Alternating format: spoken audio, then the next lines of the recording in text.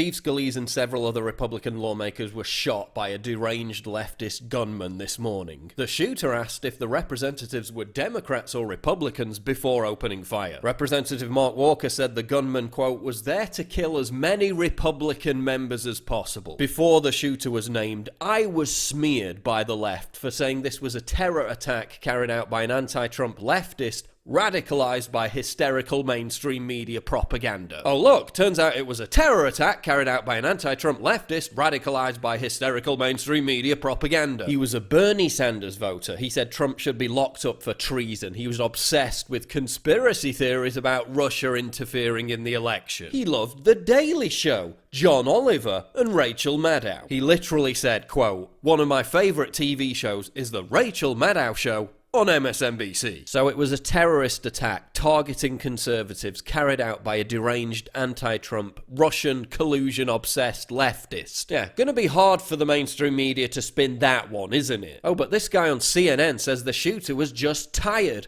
and Wolf Blitzer said nothing to challenge it. He wasn't evil, that he was, I guess, tired of some of the politics that are going on.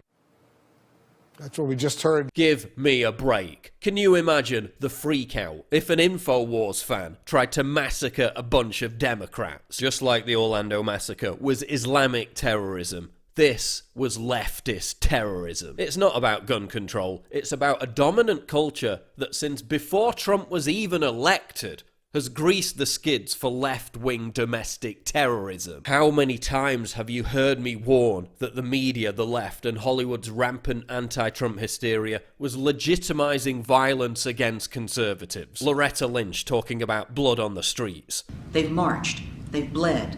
Yes, some of them have died. This is hard. Kathy Griffin mock beheading Trump. New York Times sponsored theatre productions where Trump is assassinated. The media applauding the whole punch a Nazi movement. Almost exactly a year ago, crazed left-wing lunatic Michael Sanford tried to assassinate Donald Trump at a rally in Las Vegas after he grabbed an officer's gun, and the media barely even reported on it. Celebrities envisioning anti-Trump violence over and over again. It's time to take some responsibility. This is your fault. What do you think's gonna happen when you relentlessly signal to deranged crazies that Trump and his administration are committing treason and are illegitimate? This. Exactly this. This is the context in which the shooting took place. And guess what? Leftists were more outraged about me pointing out these facts than they were other leftists celebrating the congressman being shot. Let that sink in. The media, the left, and Hollywood must stop legitimizing violence and return to the realm of civil discussion.